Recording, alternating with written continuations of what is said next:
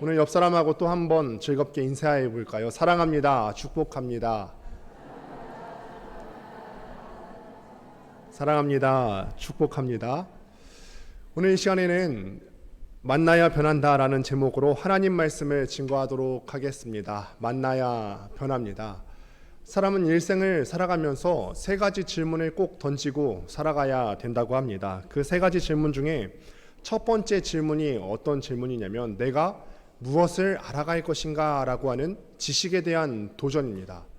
이 세상에는 수많은 지식들이 있죠. 그 지식에는 내가 반드시 이 세상을 살면서 반드시 알아야 되는 지식이 있는가 하면은 또 한편으로는 알 필요가 없는 지식들이 있습니다. 내가 이 세상에서는 알아야 될 지식이 아님에도 불구하고 굳이 이것에 대해서 알려고 해서 자기 인생을 망치는 사람들이 종종 있는 것을 우리는 주변에서 볼 수가 있습니다. 두 번째 우리가 해야 되는 질문은 나는 무엇을 해야 되는가라고 하는 행동에 대한 질문입니다. 마찬가지로 우리가 이 세상을 살아가면서는 반드시 이 세상을 살아가면서 해야 되는 일들이 있고 또 반드시 하지 말아야 될 일들이 있습니다. 마찬가지로 지식에 대한 질문과 마찬가지로 이 세상에 있는 수많은 사람들은 하지 말아야 될 일들에 손을 댔다가 인생을 망치는 사람들이 종종 있습니다. 참 딱한 인생이죠. 우리가 무엇을 해야 되는지 잘 분별해야 합니다. 어차피 우리 인생이라는 것이 지식에 대해서도 모든 것을 다 알 수가 없고 또 하는 것에 있어서도 모든 것을 다 하며 살아갈 수 없지 않겠습니까? 그래서 우리가 늘 선택해야 되죠. 내가 무엇을 알아가야 될 것인가? 무엇을 해야 될 것인가? 계속 선택해야 됩니다.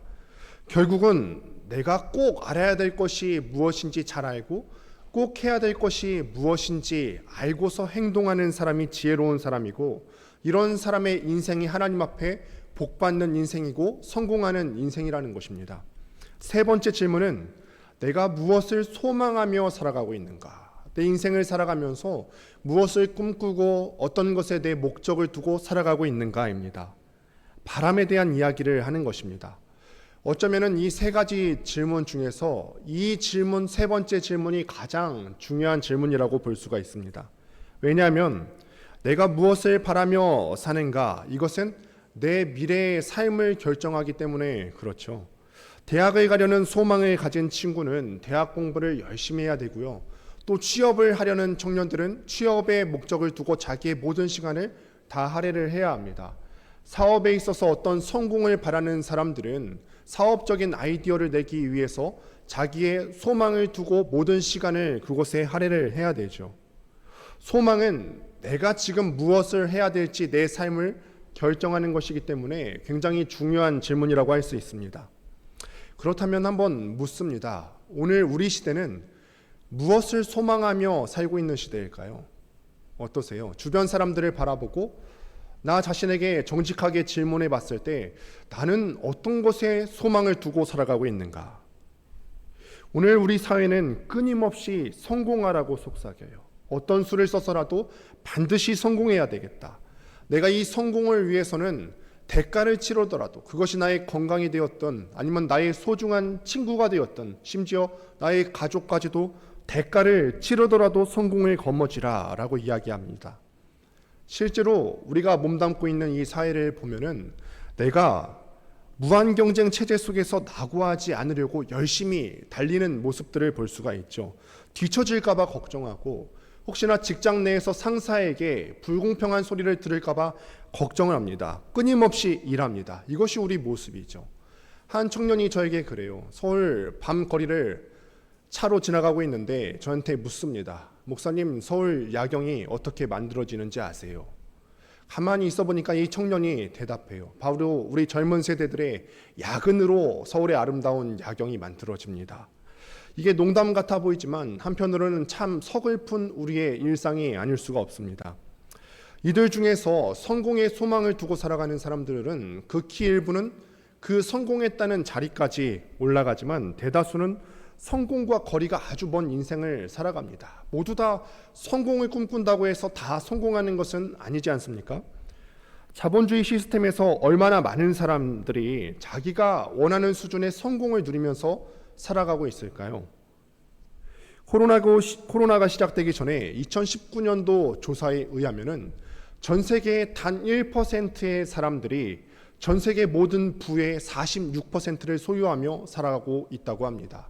굉장히 적은 숫자가 절반에 가까운 지구상의 모든 자원을 독점하고 살아가고 있다는 거죠. 나머지 99%의 사람들이 54%의 자원만을 나웅다웅하면서 나눠 갖고 살아가고 있습니다. 부자는 엄청난 부자이고 또 나머지는 정말 가난한데 아무리 사회가 발전해도 이 빈부격차를 줄일 수가 없고 사회가 나아지고 있는 것 같지가 않습니다. 이런 상황이다 보니까 성공의 사닥다리에서 나는 기필코 떨어지면 안 되겠다. 나는 저 1%의 자리에 한번 올라가 봐야겠다. 더 꽉 붙잡고 실랑이를 하지만 사람들이 소원은 소망에 두고 성공의 소망을 두고 살아가고 있지만 많은 사람들이 실패하고 말죠. 끝내 딛고 올라간 사람도 건강을 잃었다든지 가족을 잃었다든지 소중한 것을 잃고 만 채로 그 성공을 거머쥐는 모습들을 우리가 많이 볼 수가 있습니다. 이렇게 무한 경쟁에서 성공하는 사람들은 우리가 몇 명 되지 않지만 그 성공을 위해 애쓰는 사람은 무수히 많습니다. 오늘 본문을 보면은 이 치열한 경쟁을 뚫고 성공의 자리에까지 올라간 사람을 제가 볼 수가 있는데 방금 우리가 읽었던 본문 말씀 중에 삭개오라고 하는 사람이 바로 그런 사람이에요. 이 사람은 우리가 그냥 흔히 우리 주변에서 볼 수 있는 사람이에요. 나를 포함해서 나 자신을 포함해서 우리가 주변 상황을 살펴보면 손쉽게 볼 수 있는 유형의 사람입니다. 어떻게 하면 내가 남들보다 더 잘 살 수 있을까? 어떻게 하면 내가 더 많은 돈을 벌 수가 있고 어떻게 하면 내가 조금 더 나은 학벌을 가질 수가 있고 어떻게 하면 내가 좀 더 나은 큰 집에 살아갈 수가 있는가? 더 많은 것을 다른 사람들보다 누리며 살 수 있는가? 거기에 소망을 두고 살아갔던 사람이에요. 그래서 그는 자기의 소망을 이루기 위해서 정말 열심히 그 목적을 이루기 위해 살았던 사람인데 이 사람이 어떤 사람인지 함께 1절, 2절 본문 말씀을 같이 한번 읽어보겠습니다. 시작. 예수께서 여리고로 들어가 지나가시더라. 삭개오라 이름하는 자가 있으니 세리장이요 또한 부자라. 이 사람이 어떤 사람이라고 기록하죠? 부자다라고 기록해요. 부자다. 많은 사람들이 부자가 되기를 소망하죠. 어떠세요? 부자가 되고 싶으세요? 너무 내숭 떠시는 거 아니세요? 부자가 되고 싶으시죠? 네, 부자가 다 되고 싶어 하십니다. 그러니까 이 삭개오라고 하는 사람들은 여기에 모인 모든 분들이 부자가 되고 싶어 하시는데 여러분들이 소망했던 그것을 실제로 이뤄냈던 사람이에요. 많은 사람들이 나는 성공해야 되겠다 목적을 두고 살아가는데 수많은 사람들은 거기서 실패하잖아요. 그런데 이 삭개오는 자기가 소망했던 대로 이루어내고 성공했던 사람입니다. 그런데 이 사람의 직업이 뭐라고요? 세리장이다. 당시 이 팔레스타인, 이 이스라엘 땅에는 세관 업무를 맡아보던 지역이 세 군데가 있었습니다. 그런데 이 삭개오라고 하는 사람은 이 세 군데 세관 업무 중에서 한 곳의 지점장과 같은 그 중에서 세리 중에서 최고의 직위를 맡은 사람입니다. 세리라고 불리는 어떤 세관 직원들이 오를 수 있는 가장 높은 자리에까지 올라갔던 사람이 바로 이 삭개오라고 하는 사람이에요. 그가 담당하고 있는 여리고는 어떤 도시였냐면은 아주 번성한 상업 도시였습니다. 여리고의 위치가 어디 있냐면은 당시 이스라엘의 수도였던 예루살렘 바로 밑에 위치해 있어서 예루살렘에서 남쪽으로 이동하려고 하면은 반드시 여리고를 거쳐서 지나갔어야 됐고 남쪽에서 반대로 예루살렘으로 올라가려고 했어도 반드시 여리고를 거쳐 지나갔어야만 되는 그런 교통의 요지였습니다. 사람들만 그곳을 왕래했던 것이 아니라 상인들도 그러했습니다. 예루살렘과 남쪽을 오가기 위해서는 반드시 여리고를 거쳤어야만 했기 때문에 상인들은 여리고를 드나들 수밖에 없고 돈이 오갈 수밖에 없었던 곳입니다. 그런데 이런 도시에서 세금을 걷는 사람들의 대장이라고 하는 것은 굉장히 높은 사람이고 우리가 생각했을 때 소위 출세한 사람이에요. 그런데 이 세무 공무원이 어떻게 돈을 많이 벌어서 부자가 될 수 있을까요? 공무원은 나라의 녹을 먹는 사람인데 어떻게 공무원이 부자가 될 수가 있죠? 당시 이스라엘은요, 로마 제국의 식민 지배를 받고 있는 상황입니다.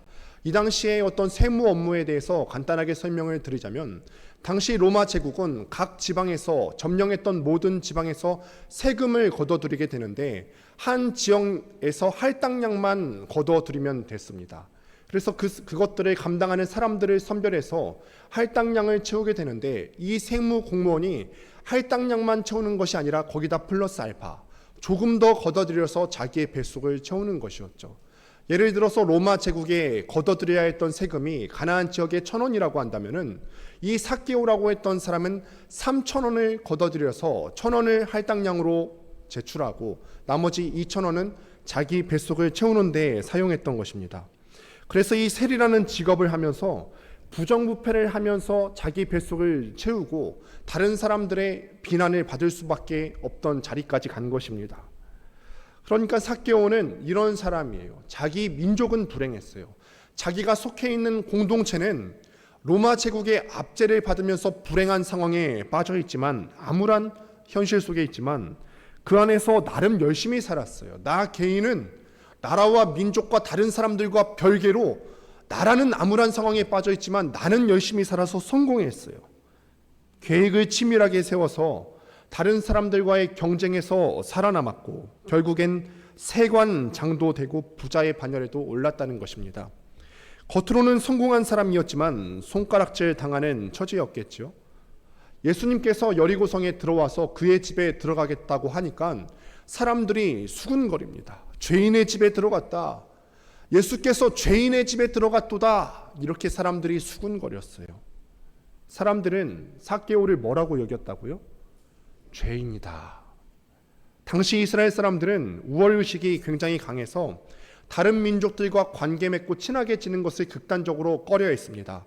심지어는 다른 민족과 악수하는 것조차 굉장히 꺼려했던 그런 배타적인 민족이 이스라엘 사람들이었어요.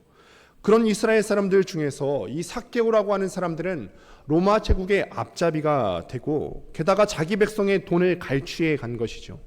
이방인과 섞이고 동족을 등쳐먹었으니 종교적으로나 사회적으로나 다른 사람들이 이 삭개오를 부를 때는 죄인이다, 마음속부터 말로 내뱉을 때까지 저 사람은 죄인이다 라고 말하기를 주저하지 않았다는 거예요. 삭개오는 성공했어요. 성공했지만 손가락질을 당하면서 삭개오의 내면에는 적지 않은 공허가 있을 것이고, 내면 속에는 이렇게 질문해 봤을 것 같아요. 이렇게 사는 것이 전부일까? 내가 이렇게 사는 게 맞나? 이렇게 사는 게 과연 맞는 일일까? 라는 질문이 자라난 것 같습니다. 어쨌든 이 삭개오라고 하는 사람은 세리장으로 큰 성공을 거두었던 사람이에요. 더 놀라운 사실은 그 이름이 삭개오라고 하는 거예요. 삭개오. 삭개오라고 하는 이름의 뜻은 무슨 뜻일까요? 각자마다 이름의 뜻이 있을 거예요. 이름에 아무 뜻을 갖지 않고 이름을 짓는 경우는 거의 보지를 못한 것 같습니다. 제 이름의 뜻은 저는 영광인데 영화 영자에 빛날 광자를 써서 영화롭게 빛난다, 하나님을 위해서 영광스러운 삶을 살아라 라는 그런 이름의 의미가 있습니다. 여러분들은 어떠세요? 어떤 이름의 의미를 갖고 계십니까? 혹시 대충 지으신 분 계세요? 대충 지으신 분. 부모님께서 너는 그냥 대충 살아라, 대충 지으신 분 계십니까? 아마 그런 분들은 거의 없으실 거예요. 부모님들은 자기 자식의 이름을 지을 때 이 자식이 어떠한 모습으로 자라갔으면 좋겠다, 그런 소망을 두고 최대한의 긍정적인 의미를 두고 자식의 이름을 짓습니다. 부모가 자녀의 이름을 지을 때는 그렇게 자라줬으면 좋겠다, 이 자녀가 그렇게 됐으면 좋겠다, 너가 하나님께 영광 돌리는 삶을 살면 좋겠다라고 하는 소망을 담습니다. 결코 아무렇게나 짓지는 않죠. 그런데 이 삭개오라고 하는 이름의 뜻이 어떤 뜻이냐면 깨끗하다, 순결하다, 거룩하다라고 하는 뜻을 갖고 있어요. 삭개오가 어떤 뜻이라고요? 깨끗하다, 순결하다, 거룩하다. 그의 부모가 삭개오를 낳았을 때 그러니까 어떤 소망이 있는 거죠? 삭개오야, 너는 앞으로 인생을 살아가면서 거룩한 삶을 살았으면 좋겠다, 깨끗한 삶을 살았으면 좋겠다, 순결한 삶을 살았으면 좋겠다, 너는 거룩한 삶을 살거라, 이것을 기대하면서 그의 이름을 삭개오라고 지었습니다. 그런데 이 삭개오의 지금 현재의 삶이 어떻죠? 거룩한가요? 그렇지 않죠. 다른 사람들이 이 삭개오를 일컬어서 너는 죄인이다 라고 말할 정도로 거룩한 것과는 별개의 삶을, 전혀 다른 삶을 살아가고 있습니다. 왜 그렇죠? 왜 삭개오의 인생이 이렇게 됐죠? 돈 벌기 위해서, 출세하기 위해서 자기 인생에 담겨진 본연의 의미를 망각하고 자기 마음대로 살다 보니까 그 거룩한 의미를 망각하고 이렇게까지 된 것입니다. 자기 이름과 상관없이 수단과 방법을 가리지 않고 돈 벌고 또 출세하기 위해서 노력합니다. 사람들이 손가락질했을 거예요. 야, 쟤는 이름이 삭개오인데, 쟤는 이름이 깨끗하다면서, 쟤는 이름이 순결한 삶을 살라고 해서 삭개오라고 지었는데 삶은 왜 그 모양이야?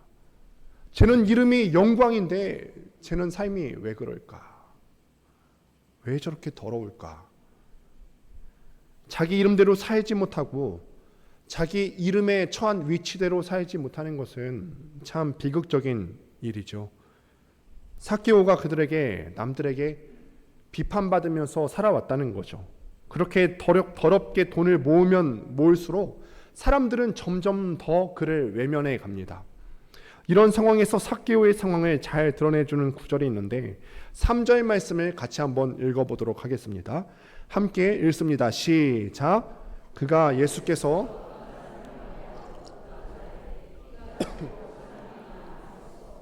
아멘. 어려서부터 예수님을 믿은 사람이라면 우리가 삭개오의 이야기를 많이 들어보셨을 거예요. 여러분, 그런데 이 본문도 우리가 아무렇지 않게 받아들일 수가 있는데 다시 한번 물어보실까요? 우리가 정말 키가 작으면은 사람이 많이 몰려 있으면 예수님을 볼 수가 없을까요? 키가 작고 사람이 많이 군중으로 몰려 있으면 예수님을 볼 수가 없습니까? 아니죠. 아무리 키가 작고 사람이 많이 몰려 있는 상황이라 할지라도 존경받는 삶을 살았다 한다면은 얼마든지 앞으로 나가서 예수님을 볼 수가 있었을 것입니다. 아니, 존경까지 받지 않아도 괜찮습니다. 상식적인 삶만 살아도 이렇게 말하면서 나아가면 되죠. 죄송하지만 제가 키가 작아서 그런데 앞으로 조금 나아갈 수 없겠습니까? 하고 앞으로 나아갈 수 있었을 거예요. 여러분, 이 본문 3절에서 문제는 키가 작고 사람이 많은 데 있는 것이 아니라 그의 삶이 문제라는 거예요. 삶이. 키가 작은 것이 문제가 아니라 사람들이 많이 몰려 있어서 앞을 뚫고 나가는 것이 문제가 아니고 이 삭개오의 삶이 문제이기 때문에 예수님을 보고 싶지만 볼 수가 없다는 거예요.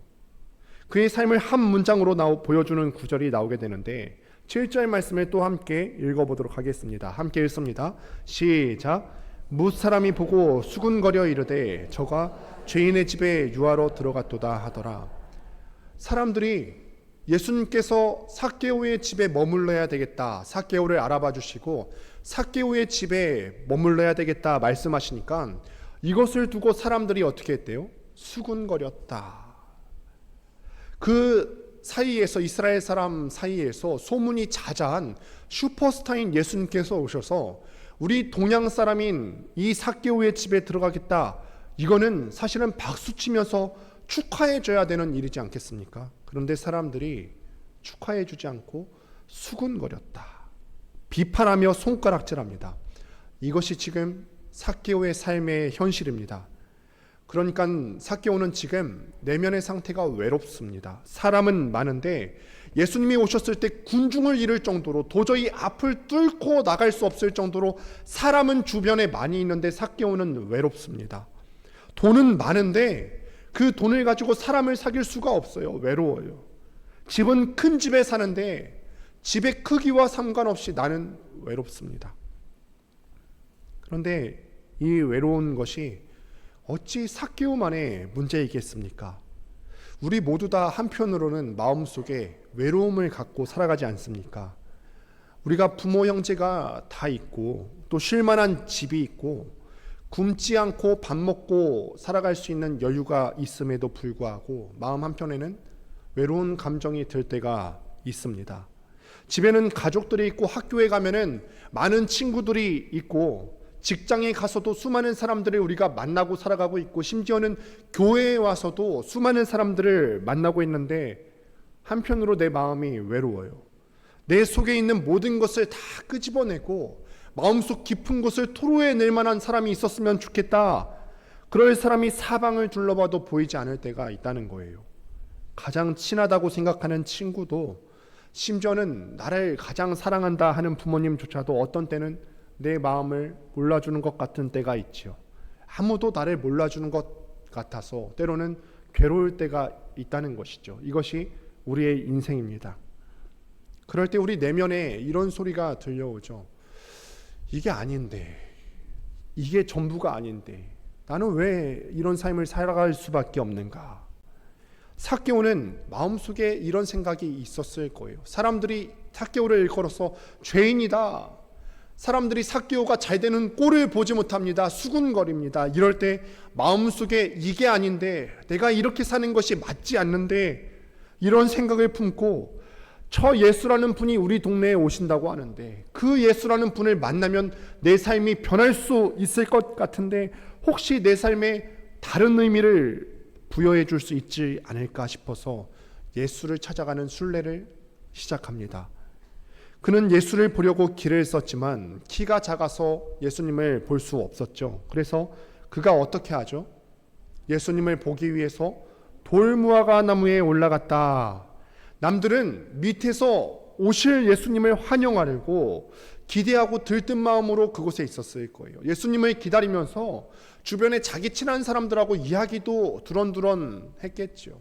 야, 너 옆에 예수님이 오신다고 하는데 너 예수님에 대해서 소문 들어봤어? 예수님이 다른 지방에서 귀신을 내어주셨대. 예수님께서 죽은 자도 일으켜 세워주셨대. 어쩌면 그가 내 삶을 바꿔주실 수 있지 않을까, 이런 기대와 소망을 품고 같이 이야기할 동무도 있었을 거예요. 그런데 삭개오는 돌 무화과 나무의 커다란 잎사귀 그 속에서 숨어서 숨죽여서 예수님의 오실 길을 바라보고 있습니다. 한번 생각해 보시겠습니다. 길 가다가 누군가 나타났다고 얼굴 한번 보면 좋겠다라는 생각이 들 때가 있으세요? 여러분들은 어떠세요? 보통 청년들에게 설교를 하면은 조금 다를 수가 있겠는데, 여러분 연예인 좋아하세요? 여기는 왠지 남진 이런 분들 좋아하실 것 같은데요. 여러분 여기 교회에서 조금 더 나가면은 큰 길가가 나오죠. 근데 그 길 반대편에 BTS가 왔다. 그러면 어떠실 것 같으세요? BTS는 역시 아니죠. 남진이 왔다. 그럼 어떠세요? 신호 기다렸다가 건너가서라도 굳이 만나고 싶으세요? 그렇게까지는 또 아니죠. 그런데 표정 보니까 나는 건너갈 것 같은데 라는 표정들이 많이 있으세요. 근데 저는 안 그럴 것 같긴 하거든요. 그런데 그럼 길 건너가는 것까지는 그렇다 쳐도 사람들이 너무 많아서 길 건너가는 것은 엄두도 안 나고 가로등을 올라가야 된다. 남진을 보기 위해서 가로등 올라갈 수 있겠습니까? 그럴 사모함까지는 없으시죠. 그런데 삭개오는 사람들이 많이 모여서 볼 수 있는 상황이 아니었을 때 돌무화과 나무에 올라갔다. 삭개오가 그만큼 예수님을 너무나 보고 싶었다는 거예요. 도대체 어떤 분위기에 사람들이 그렇게 열광할까? 어떤 분위기에 사람들의 삶이 그분을 만나면 변한다고 하는 것일까? 누가복음을 잘 살펴보면은 삭개오가 왜 이런 마음을 품었는지에 대해서 잘 나타납니다. 누가복음 5장 27절에서 28절에는 예수께서 삭개오 말고 또 다른 세리인 레위를 부르시는 장면이 나오게 되는데, 같이 한번 읽어보도록 하겠습니다. 시작. 그 후에 예수께서 나가서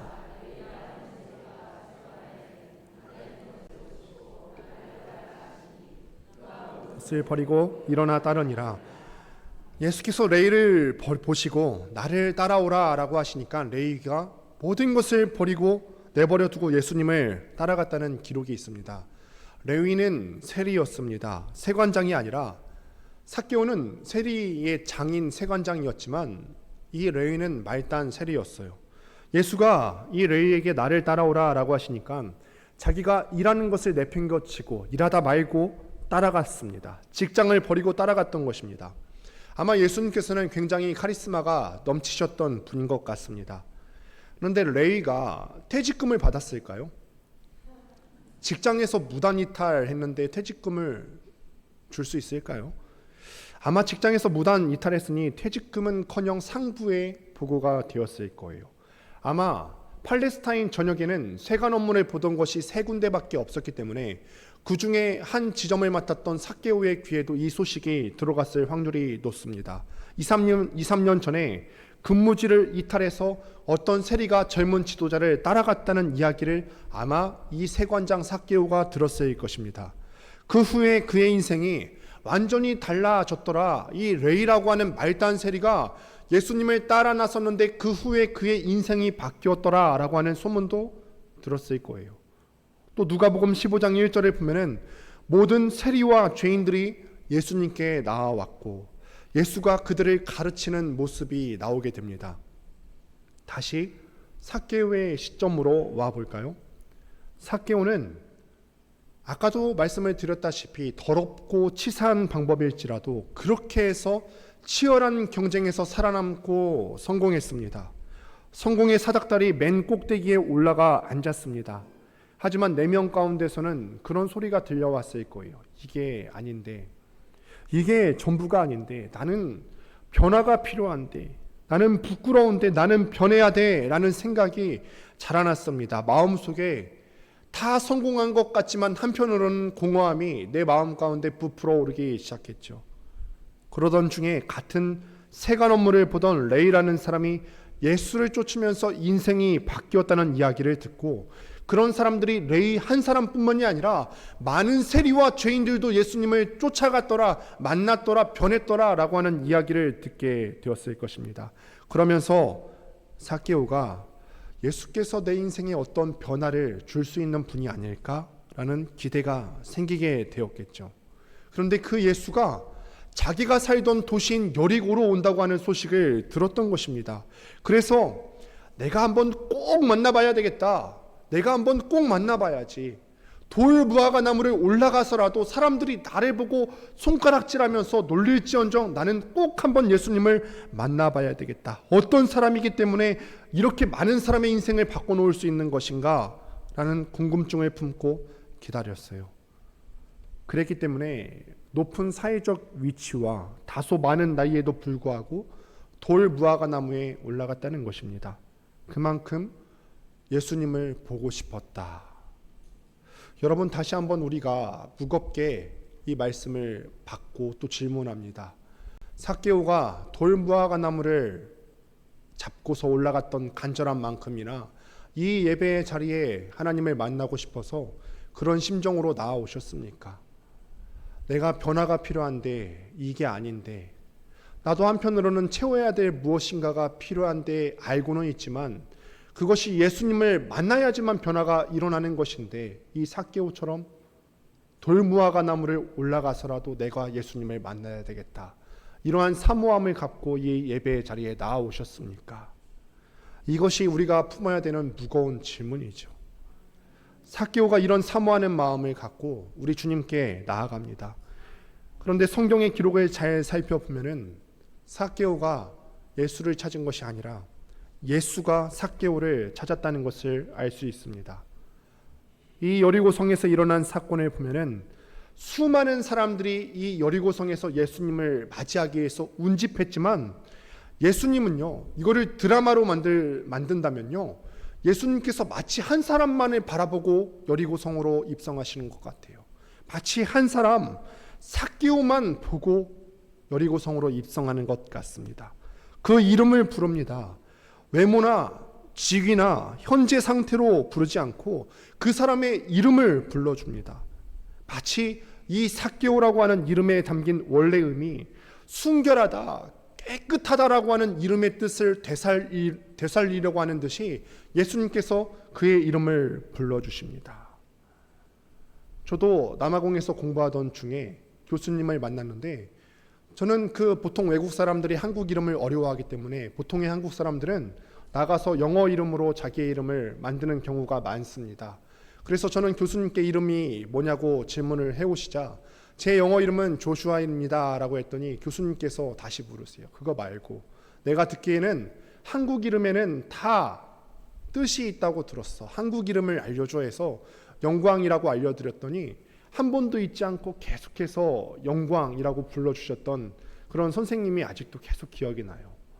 그런데 예수님께서 삭개오를 바라보실 때 그렇게 불러주셨다는 거예요. 처음 보는 이 삭개오를 향해서 너는 순결한 사람이야 라고 하는 뜻의 삭개오의 존재의 이름을 불러주셨다는 것이죠.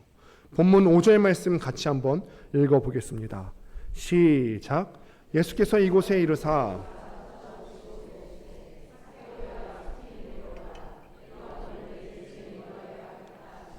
아멘.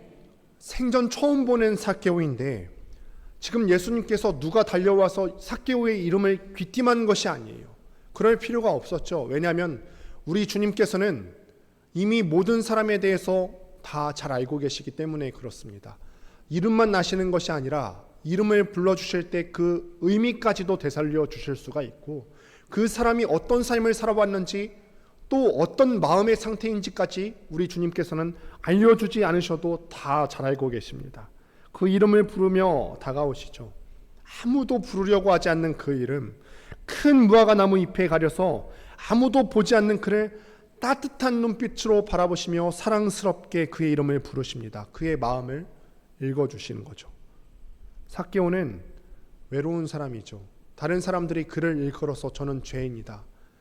그의 집에 유하러 들어간다고 주님께서 말씀하셨을 때 수군거렸던 것처럼 아무도 그의 집에 들어가서 친구가 되려고 했던 사람이 없었어요. 외로웠어요. 사랑받지 못하고 또 사랑하지 못하는 그런 외로운 인생이었고 아무도 그를 찾아오지 않습니다. 그런데 유일하게 한 사람 예수께서 그의 이름을 부르십니다. 본디 외로움이라고 하는 것은 누군가 한 명이라도 나를 알아주면 해결되는 것이죠. 단 한 사람이라도 나를 알아주면 해결되는 것입니다. 여러분은 어떠세요? 한편으로는 외로운 마음이 때때로 들 때가 있지 않으십니까? 항상 즐겁지만은 않으시잖아요. 때로는 내 마음속에도 고독한 마음이 들 때가 있어요. 내 주변을 바라보면은 내 주위에 사람은 많고 내가 건너가는 길에도 사람이 많고 그 사람들이 나를 알아봐 주는 것 같지는 않습니다. 요즘 젊은 세대들은 SNS를 많이 하는데 그 SNS를 하면 나 말고 다른 사람들은 행복해 보이는데 나는 불행한 것 같고 최근에 비극적인 일이 있었죠. 신림역에서 묻지마 살인사건이 일어났어요. 그 사람이 남들은 다 행복한 것 같은데 나는 불행한 것 같아서 남들도 그렇게 불행했으면 좋겠다. 그런 심리로 살인을 했다고 하죠. 용서받지 못할 일이에요. 나는 외로운 것 같습니다. 부모님도 친구도 선생님도 나 한 사람 여기 있는 것을 모르는 것 같고 그런데 우리 하나님께서 그러한 여러분을 잘 알고 계시다는 거예요. 여러분에게 말씀하십니다. 내가 너를 안다. 네가 어떠한 삶을 살아왔는지 내가 잘 알고 있고 내가 너의 심리 상태가 어떤지도 잘 알고 있고 네가 외롭고 힘든 상황까지도 내가 잘 알고 있다. 너를 혼자 있게 놔주지 않겠다. 나랑 같이 살아가자라고 초청하시는 거죠. 삭개오에게 정말 필요한 말은 바로 이런 말이었어요. 자기는 성공을 쫓아서 많은 돈이 필요하다고 생각하면서 살아왔지만 삭개오의 인생 가운데 정말로 필요했던 것은 돈이 아니라 누군가의 알아주는 것이었습니다. 삭개오는 자신의 존재를 있는 그대로 받아들이는 누군가를 찾고 있었는지 모릅니다. 로마에 빌붙어서 이 동족의 피를 빨아먹는다고 손가락질하는 사람도 있고요. 또 욕하는 사람들도 있고 비방하고 뒤에서 수군거리는 사람들도 있는데 이런 사람 말고 친구가 필요했던 것입니다. 치열한 경쟁에서 이기기 위해서 모든 것을 희생하는 바람에 친구조차 없는 사람에게 친구로 찾아오시는 예수님은 삭개오가 정말로 필요로 했던 그런 사람이었다는 것입니다. 여러분, 예수님께서는 이 만남이 쉬운 만남이셨을까요? 예수님께서는 이 만남을 위해서 큰 희생을 각오하셨어야만 했어요. 예수님께서는 여리고에서 하룻밤을 묵은 다음에는 예루살렘으로 넘어가셔서 마지막 생애 일주일을 보내시게 됩니다. 한 주만 지나면은 예수님께서 십자가에 못 박혀 죽는 사건이 일어나요. 마지막 생애 일주일을 앞두고 있는 시점이에요. 예수님께서는 알고 계셨어요. 내가 지금 죽으러 예루살렘에 올라가고 있다는 것을 알고 있었고, 이런 상황에서 다른 사람들이 다 죄인이라고 여기는 그 세관장의 집에서 하룻밤을 머무르는 것은 큰 무리를 일으킬 만한 일이라는 것을 알 수 있었어요. 사람들이 예수도 덩달아서 싸잡아서 욕했을 수도 있을 겁니다. 저 사람이 정령 죄인의 집에 들어가는구나. 성경은 이 주님을 통해서 하나님이 어떤 분이신지에 대해서 잘 보여줍니다. 하나님께서는요, 사람을 바라보실 때 우리가 지금 이 예배의 자리 가운데서도 무리로 모이지 않았습니까? 근데 하나님께서는 사람을 보실 때 무리로 바라보시지 않으십니다. 여러분들의 그저 무리 속에 그냥 이 수많은 사람들 중에 한 사람이구나 이렇게 보지 않으셔요.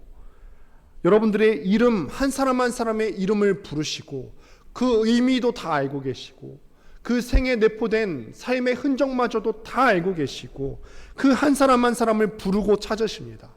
한 사람 한 사람을 향해서 지금 찾아오시고 말씀하시는 거예요. 내가 너를 잘 알고 있다.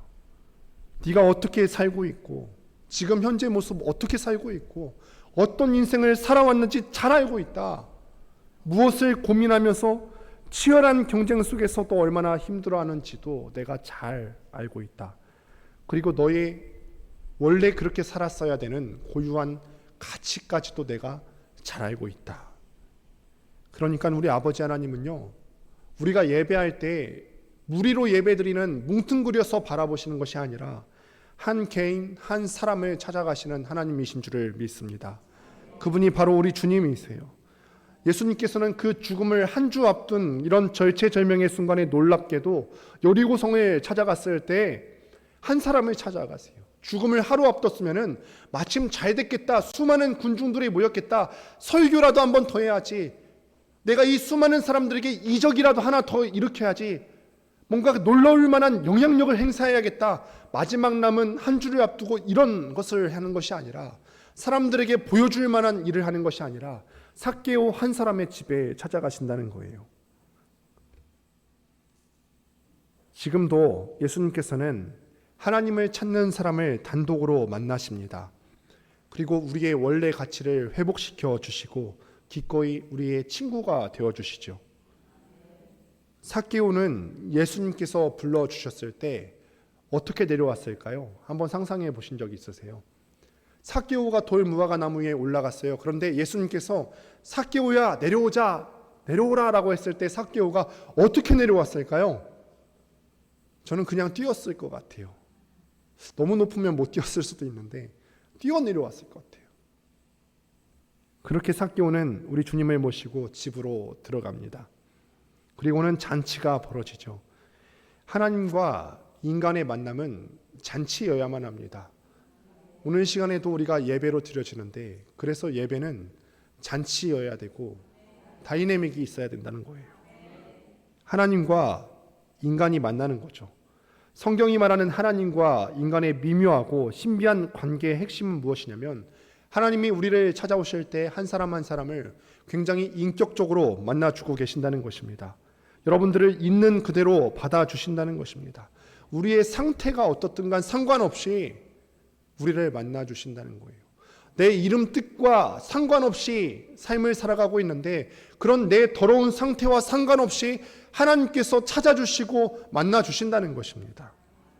그러나 한 가지 조건이 있어요. 어떤 조건이냐면 삭개오가 보여줬던 그 모습이 하나님을 만나는 데 필요한 딱 한 가지 조건이죠. 나는 하나님이 절체절명으로 필요합니다 라고 하는 자세예요. 삭개오처럼 다 큰 어른이 나무에 올라가서라도 예수님을 보려 했던 그 마음 자세가 필요하다는 거예요. 다시 한번 아까 드렸던 질문을 던집니다. 예배 자리로 나아올 때 우리의 그 조건이 구비되어 있습니까? 이 마음 자세가 없으면 내가 하나님을 꼭 한번 만나봐야 되겠다. 하나님 없이는 이 더러운 나의 삶을 변화될 수가 없다. 내가 하나님 없이는 변화될 수가 없습니다 라고 하는 사모하는 마음이 없이 이 자리에 나온다면 예배를 1000번을 드려도 1cm도 변화될 수가 없다는 거예요. 여러분 이것을 무겁게 받아들이셔야 됩니다. 찾아오시는 하나님을 향해서 꼭 사모하는 마음을 가질 수 있게 되기를 바랍니다.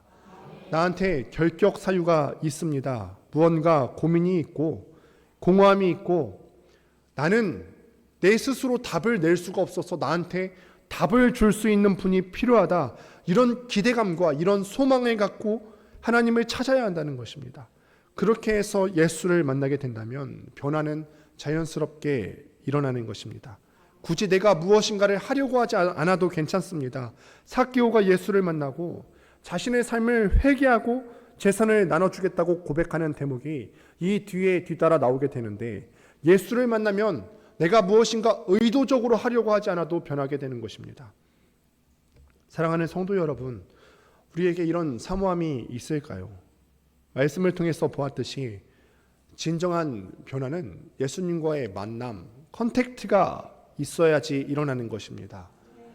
코로나로 인해서 요즘 언택트 시대, 만나지 않는 것을 선호하죠. 심지어는 교회에서도 여러 모임을 축소하고 만나지 않으려고 합니다. 그런데 언택트 시대에 오히려 거꾸로 생각해서 진짜 필요한 것은 컨택트, 만남입니다. 말씀을 맺습니다. 우리는 예배의 홍수 시대에 살아가고 있습니다. 코로나 시대에 이 온라인은 더욱더 활성화되어서 유튜브만 켜면은 전국의 어느 교회든 우리가 그 말씀을 찾아 들어가서 볼 수가 있습니다. 그런데 예배에 참여하고 그 내용을 듣는다고 해서 모든 사람이 다 예수님을 만나는 경험을 하는 것은 아니라는 거예요. 사모하는 마음이 있으셔야 한다는 것입니다. 주님, 저는 결격 사유가 있고 정말로 변화가 필요한 사람입니다. 내가 지금까지 살아오면서 그 어떤 것을 해도 변화가 없었는데 주님께서는 내 삶을 변화시킬 수 있는 능력이 있으신 줄을 믿습니다. 예수님과의 인격적인 만남이 없으면 우리의 삶은 바뀌지 않습니다. 지금 잘 모르겠는데 이렇게 하루 이틀 미루다 보면은 우리의 삶은 어느 순간 다 지나가 버리고 말 것입니다. 지금 만나셔야 합니다. 감사한 것은 우리가 주님께 나아가기 전에 주님께서 먼저 우리를 찾아오셔서 지금 이 시간에도 말씀을 하신다는 거예요. 내가 너를 잘 안다. 삭개오의 존재를 잘 알고 그의 이름을 불렀던 것처럼 너에 대해서도, 너의 속마음에 대해서도, 너의 인생에 대해서도 잘 알고 있고, 너의 이름의 본연의 의미, 너의 인생의 본연의 의미에 대해서도 잘 알고 있다. 나와 함께하지 않겠니? 이렇게 찾아오시는 주님 앞에 우리의 삶을 내어 맡기는 한 주가 되시기를 주님의 이름으로 축원드립니다. 기도하겠습니다. 사랑과 은혜가 풍성하신